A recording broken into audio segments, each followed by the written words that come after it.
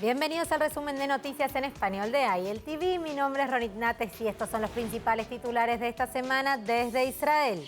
Una nueva tendencia en TikTok incita a árabes musulmanes a atacar judíos en las calles de Jerusalén mientras el gobierno intenta frenar la ola de violencia. Uruguay e Israel se unen contra el COVID-19. Israel envió equipos y un grupo de profesionales al país de América Latina. Y finalmente, una superluna rosa sobre Jerusalén antes de las vacaciones del Lag BaOmer. Todos los detalles en el programa de hoy.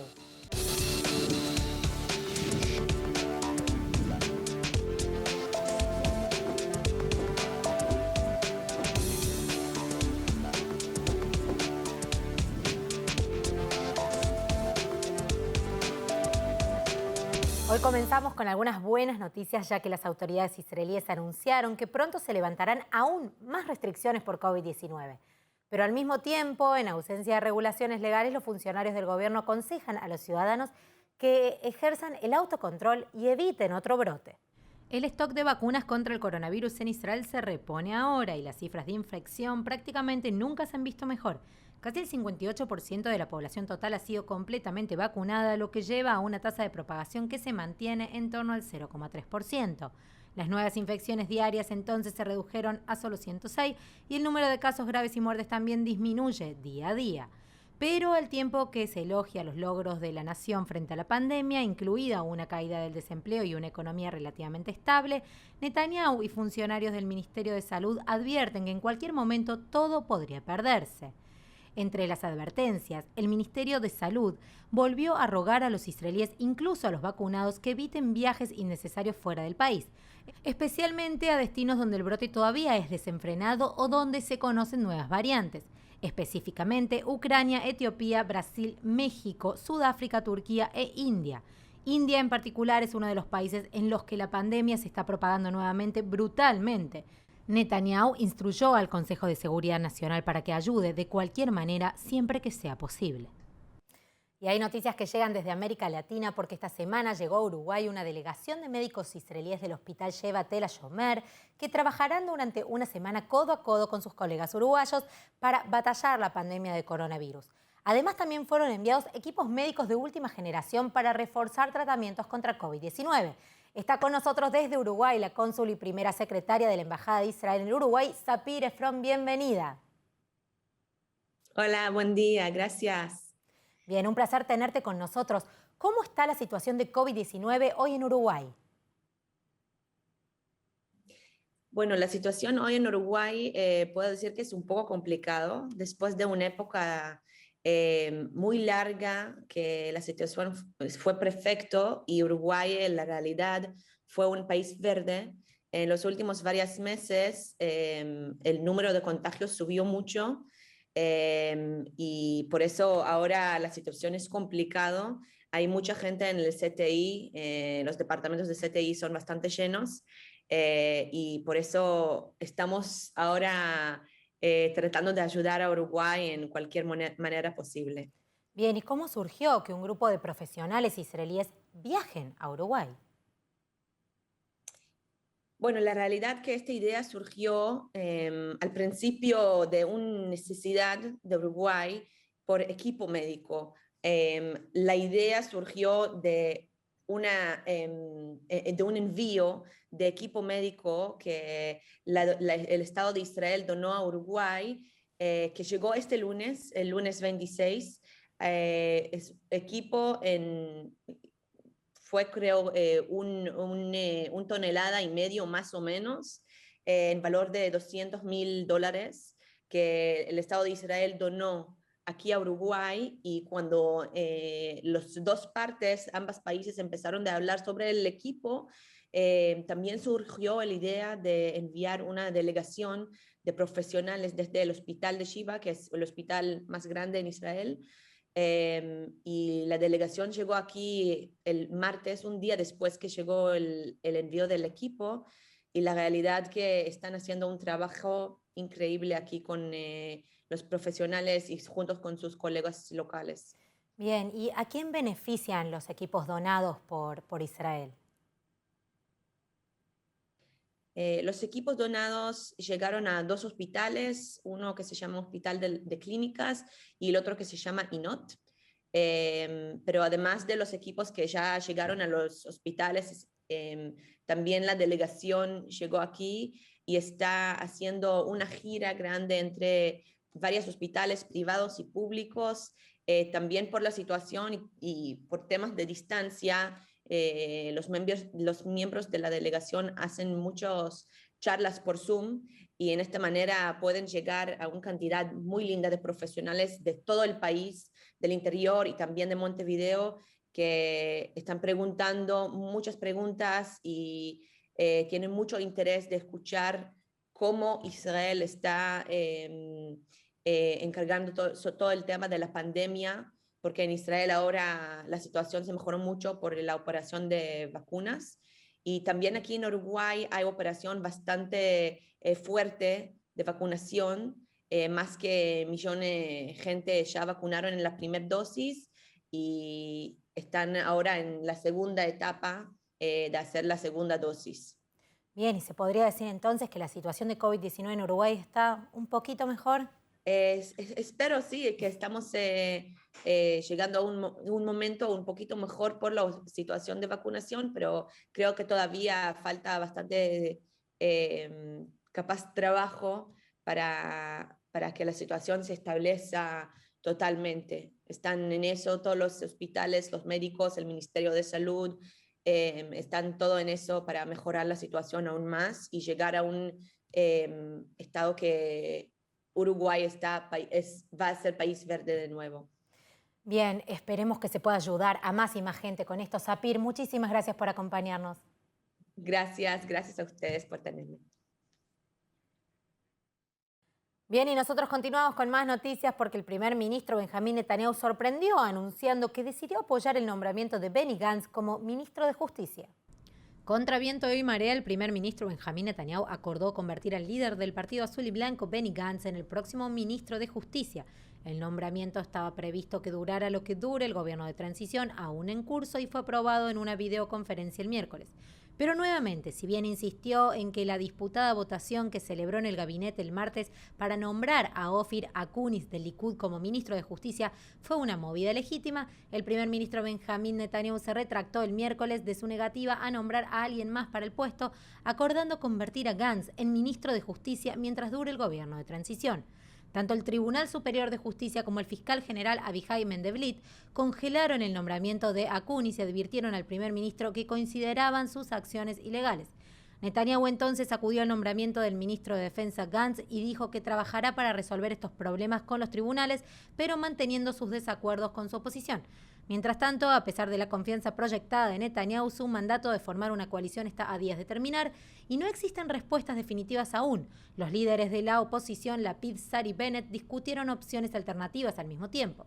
Bennett del partido Yamina, por ejemplo, habló con Guidón Saar de la Nueva Esperanza sobre la coordinación de posturas de derecha dentro de un gobierno que incluye o incluso puede ser dirigido por Yair Lapid del partido de centro-izquierda Yesh Atid.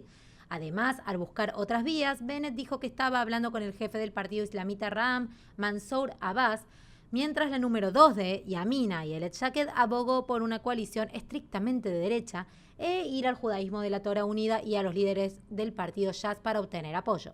Sin embargo, aún no se han publicado acuerdos y tampoco se han resuelto cuestiones importantes en cualquier tipo de gobierno de unidad o rotacional. Así que si termina el mandato de Netanyahu y aún no ha logrado formar gobierno, todavía nadie sabe quién será el próximo a quien el presidente Rivlin le dará una oportunidad para hacerlo.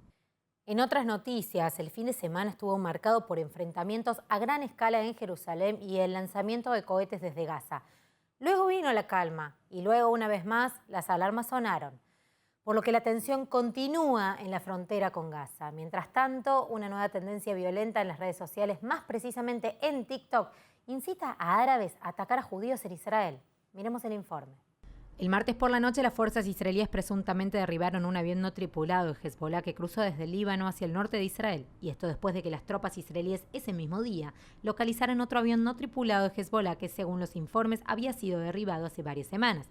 Las CFDI concluyeron en que ambos drones fueron enviados para recopilar información de inteligencia. Mientras tanto, ignorando las amenazas de represalias de Jerusalén en respuesta a los 36 cohetes lanzados durante el fin de semana, terroristas palestinos en la Franja de Gaza dispararon 2 cohetes más hacia Israel durante la noche, lo que provocó sirenas de alerta roja cerca de las comunidades de Kisufim. Sin embargo, ambos proyectiles cayeron dentro del enclave costero. El primer ministro Benjamín Netanyahu, en respuesta a los recientes ataques en la última reunión del gabinete, dijo lo siguiente. לאחר ישיבת הקבינט קיבלנו החלטות להיערך לכל תרחיש. זו ההנחיה שאני ושר הביטחון הנחינו את צה"ל, והוא אכן ערוך לכל תרחיש. אתמול היה לילה שקט, מקווה שיימשך כך. אנחנו בונים לכל התפתחות. לא מציע לאויבים שלנו לנסות אותנו. Y esto mientras rincones de Jerusalén siguen ardiendo de manera similar bajo una creciente tendencia de violencia dirigida contra los judíos, así como con los continuos enfrentamientos con la policía israelí y grupos proisraelíes. El levantamiento incluso se acuñó como la Intifada TikTok, mientras miles de jóvenes musulmanes llenan las calles del este de Jerusalén cantando para matar a todos los judíos, así como para filmarse a sí mismos en las redes sociales atacando a los judíos en público. Por otra parte, los grupos judíos ultranacionalistas marginales están tomando represalias con sus propios enfrentamientos, que incluyen cánticos de muerte a los árabes. El primer ministro Benjamín Netanyahu pidió calma durante el fin de semana justo antes de la eliminación de los bloqueos de carreteras en la Ciudad Vieja. Los enfrentamientos prácticamente comenzaron alrededor del inicio del mes musulmán de Ramadán, cuando la policía de Israel colocó barreras cerca de la puerta de Damasco y la mezquita de Al-Aqsa para reducir las multitudes en las fiestas, particularmente a la luz del coronavirus. Sin embargo, incluso después de que se eliminaron las barreras, en un esfuerzo por apaciguar las demandas de los manifestantes, los focos de violencia continuaron. Según los informes, la policía arrestó al menos 6 residentes palestinos del este de Jerusalén por ondear banderas palestinas, así como por agredir y herir a 2 mujeres policías frente a la puerta de Damasco de la Ciudad Vieja. Bien, y cambiamos de tema porque la festividad judía del Lag BaOmer llega este fin de semana. Típicamente esta fecha se ve caracterizada por grandes fogones, picnics, salidas familiares y una peregrinación masiva al Monte Merón en la región de la Alta Galilea de Israel. Pero lo que pocas personas vieron venir fue la enorme interrupción del sistema de transporte público nacional de Israel, que según se informa será un dolor de cabeza el fin de semana. La fiesta ya ve un alto tráfico debido a los soldados a los que se le da permiso para salir, así como a los 200.000 peregrinos que anualmente se dirigen hacia el norte. Además, muchos conductores de autobuses musulmanes trabajarán menos horas debido al mes festivo del Ramadán, por lo que se resignarán unos 420 autobuses. Sin embargo, el Ministerio de Transporte afirmó que unas 24 líneas de tren que hace mucho que cerraron volverán a estar en funcionamiento en la región de Carmiel, cerca del Monte Merón, mientras que contratistas privados operarán unas combis públicas. Y finalmente dicen que los cambios solo se sentirán principalmente en las ciudades ultraortodoxas, donde se espera que la demanda caiga drásticamente de todos modos. Avanzando, el cielo brindó otra razón para quedarse boquiabierto y sentirse inspirado. Una superluna rosa completa, la primera de las 3 que se esperan en los próximos meses, brilla sobre Jerusalén durante 3 días consecutivos desde el martes. Entonces, ¿qué es una superluna rosa completa? Bueno, desafortunadamente en primer lugar no es rosa, simplemente se llama luna llena rosa porque es en abril, aproximadamente al mismo tiempo que florece la hierba rosa musgo. Pero no te preocupes porque sigue siendo una vista realmente increíble, ya que la luna parecerá un 10 a 20% más grande de lo normal debido a que está en perigeo, o tan cerca de la Tierra como la Luna se pone en su órbita elíptica. Las próximas superlunas de este año se esperan alrededor del 26 de mayo y el 24 de junio. ¿Alguna vez has querido aprender lo que los animales se decían entre sí? Bueno, tal oportunidad ya no es tan descabellada gracias a los esfuerzos continuos de SETI, la iniciativa de traducción de cetáceos. 5 israelíes han sido invitados a unirse al proyecto. Miren. Como parte del audaz proyecto de TED, SETI está trabajando para crear un plano del lenguaje de otros animales, incluso allanando el camino para que los humanos se comuniquen con estas criaturas. El primero en la lista, el cachalote gigante. Estas criaturas tienen los cerebros más grandes del planeta. Entonces, ¿cómo planean hacerlo? Bien, utilizando tecnología avanzada de aprendizaje automático y lingüística. Los científicos de SETI esperan romper las distintas frecuencias variables de sonido que las ballenas producen cuando están en compañía de las demás. Eventualmente incluso podrán comprender y reproducir estos sonidos en forma de un lenguaje auténtico. Finalmente, dicho esto, es probable que todavía estemos muy lejos de hacer clic en una conversación con ballenas, pero puede obtener más información en audiciusproject.org. Y antes de finalizar, hay noticias emocionantes en el mundo del deporte. El equipo de básquetbol israelí Iron Ness Sionah ganó la Copa Europea de la FIBA y 2 latinoamericanos levantaron la copa en el equipo israelí. Esta es la primera consagración internacional para el equipo de la pequeña ciudad del sur de Tel Aviv. Iron Ness Sionah se llevó el trofeo después de una victoria por 82-74 contra Polonia en la final que se jugó en Tel Aviv en uno de los primeros grandes eventos deportivos desde el estallido del COVID-19 con alrededor de 4.000 espectadores. Y eso no es todo, porque esta victoria tuvo una pequeña impronta latinoamericana, ya que el uruguayo Uriel Troki y el colombiano Brian Angola se consagraron ganadores con el equipo israelí. El alero colombiano Brian Angola fue uno de los jugadores destacados del equipo campeón, marcando 15 puntos, 9 brotes y 2 asistencias, mientras que el uruguayo Uriel Troki no ingresó al juego, pero de todas formas se colgó la medalla de oro merecidamente. Felicitaciones a ellos. Hemos llegado al final del programa. Muchas gracias por acompañarnos. Ya saben que si quieren recibir más noticias en español y en inglés, pueden ingresar a nuestra página web IELTV.tv o ingresar a nuestras redes sociales, Facebook, Twitter e Instagram para mantenerse actualizados acerca de todo lo que sucede en Israel y Medio Oriente. Mi nombre es Ronit Nates y nos vemos la semana que viene.